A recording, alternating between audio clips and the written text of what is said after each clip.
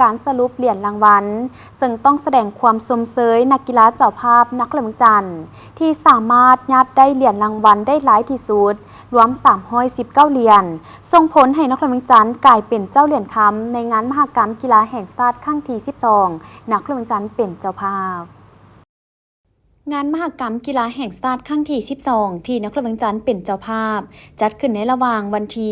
15-25 พฤศจิกายน 2025สำเร็จลงเป็นที่เรียบร้อยซึ่งได้ทำการแข่งขันกีฬา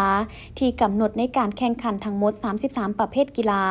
โดยหลังจากแข่งขันสำเร็จนครหลวงจันทร์เจ้าภาพสามารถชิงความเป็นหนึ่งได้สำเร็จคว้าเหรียญรางวัลได้หลายกว่าหมู่เป็นเจ้าเหรียญคำในงานครั้งนี้ด้วยการคว้าเหรียญ109เหรียญคำ91เหรียญเงินและ119เหรียญทองรวม319เหรียญอันดับที่2แม่นกระทรวงป้องกันชาติคว้า68เหรียญคำ43เหรียญเงินและ57เหรียญทองรวม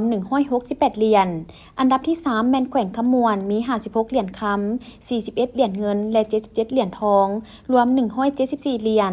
อันดับที่4แม่นแขวงสวรรณเขตคว้าได้41เหรียญคำ55เหรียญเงินและ54เหรียญทองรวม150เหรียญและอันดับที่5แม่นแขวงจำปาสักคว้าได้28เหรียญคำ45เหรียญเงินและ54เหรียญทองรวม117เหรียญ